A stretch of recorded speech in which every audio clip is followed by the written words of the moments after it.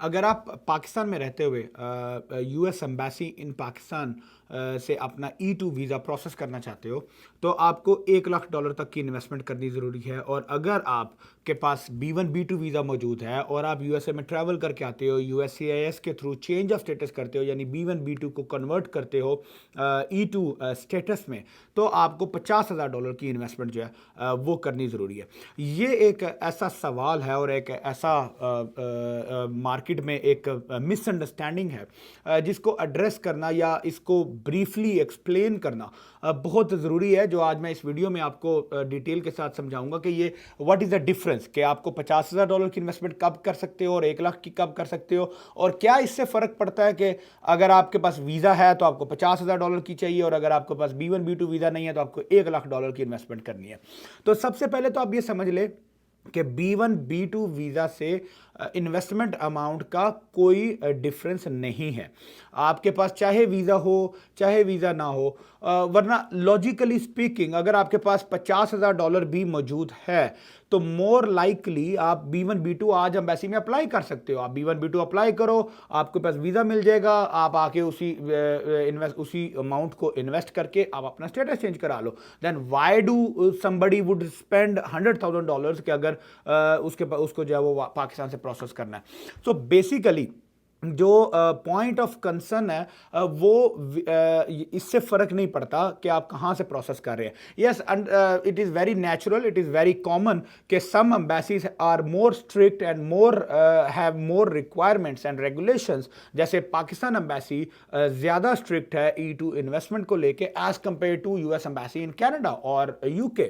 तो for example अगर कोई मेरा क्लाइंट जैसे UK के मेरे क्लाइंट्स हैं या कैनेडा के क्लाइंट्स हैं, if they want to spend some 50,000 का business they want to purchase and acquire, so it is more likely to get approved as compared to embassies in Pakistan. But this is not only the standard criteria कि आपको investment जो है वो थोड़ी करनी है।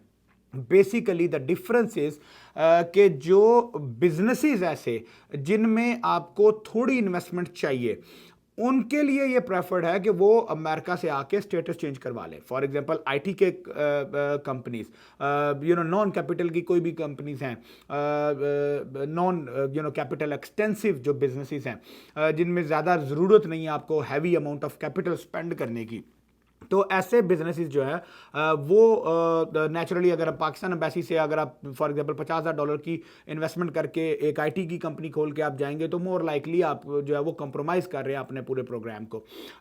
जबकि अगर आप उसी अमाउंट के उसी बिजनेस को अमेरिका से आके प्रोसेस करेंगे तो वो पॉसिबल है। लेकिन मिसअंडरस्टैंडिंग ये होती है, जो लोग ये समझते हैं कि जो इन्वेस्टमेंट का क्राइटेरिया बदल जाता है। क्राइटेरिया नहीं बदलता, बिकॉज E2 इन्वेस्टमेंट का एक ही क्राइटेरिया है कि investment should be substantial to your business. कि अगर आप कोई रिटेल का फॉर एग्जांपल कोई स्टोर ओपन कर रहे हैं, कोई रेस्टोरेंट ओपन कर रहे हैं, कोई ग्रोसरी शॉप ले रहे हैं, कोई ट्रकिंग कंपनी खोल रहे हैं, कोई भी ऐसे बिजनेस कर रहे हैं, तो वो बिजनेस आप $50,000 में नहीं कर सकते, चाहे आपके पास B1 B2 हो या ना हो।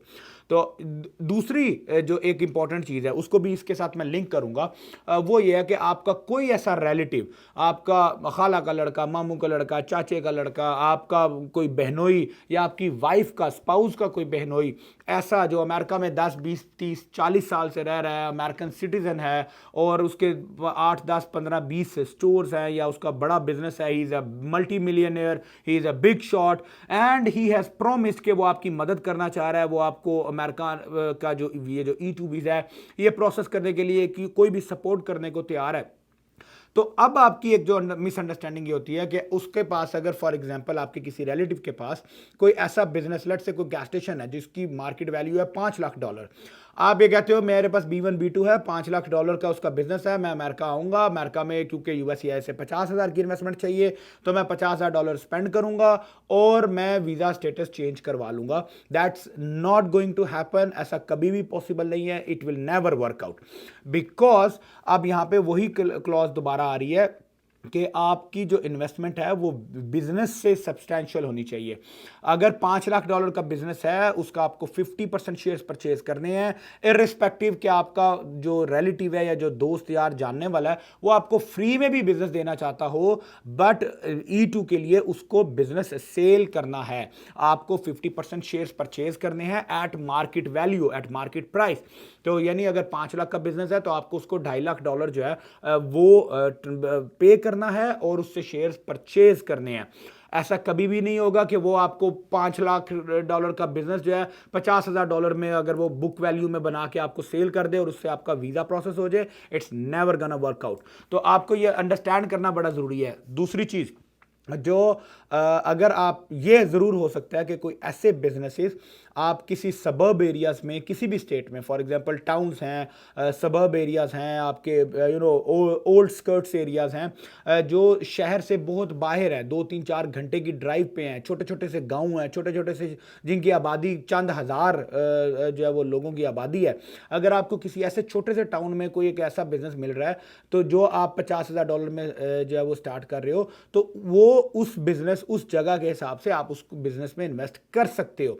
लेकिन आपकी एक्सपेक्टेशंस ये होती हैं कि जैसे आपने अगर न्यूयॉर्क देखा, टाइम स्क्वायर देखा, मैनहट्टन देखा, या आपने टेक्सास जो है विजिट किया, कैलिफोर्निया विजिट किया, शिकागो को आपने देखा, तो आपको उसकी जो एक फैसिनेटिंग जो लाइफ है, जो एक टूरिस्ट अट्रैक्शंस हैं, वो आपको इतना फैसिनेट कर रही हैं, इतने अट्रैक्टिव लग रही हैं कि आपको लगता है कि आप वहां पे कोई बिजनेस ऐसा है जो $50,000 में खोल लोगे, तो trust me it's not going to happen. आपको किसी मेन कमर्शियल स्टेट्स में, मेन जगह पे, मेट्रोपॉलिटन एरियाज में, टूरिस्ट एरियाज में आपको कोई ऐसा बिजनेस $50,000 में, स्पेशली रिटेल के बिजनेसेस जो है वो नहीं मिलेंगे। So don't make your expectation so high कि आप जो है वो, आपका जो रिलेटिव है उसने एक गैस स्टेशन आज से 10 साल 20 साल पहले लिया था, आज वो 25-30 गैस स्टेशन का मालिक है, करोड़ों में कमा रहा है, मिलियंस ऑफ डॉलर्स की उसकी वैल्यू है। तो आप अगर सिर्फ उसकी उस वैल्यू को अट्रैक्ट करके 50,000 के बिजनेस को स्टार्ट करना चाह रहे हो, तो you need to set your expectations correct and right कि आपको 50,000 में किसी बहुत छोटे से गांव का छोटा सा कोई स्टेशन मिलेगा। अगर मिलेगा तो वो भी यूजुअली इतना कॉमनली पॉसिबल नहीं है, लेकिन अगर आपको कोई ऐसी अपॉर्चुनिटी मिल रही है तो वो आप उस सिचुएशन में कर सकते हो। बट ये कभी नहीं होगा कि कोई एक बिजनेस जिसकी वैल्यू लेट्स से $2 लाख का, अगर कोई एक स्टोर है, लेट्स से मोबाइल शॉप है या लॉन्ड्रोमार्ट है, लॉन्ड्री शॉप है, उस बिजनेस की वैल्यू $2 लाख है मार्केट वैल्यू, तो वो आपके पास B1 B2 हो या ना हो, आप पाकिस्तान से परचेज कर रहे हो बिजनेस या आप अमेरिका से आके परचेज कर रहे हो, उसकी वैल्यू 2 लाख ही रहेगी।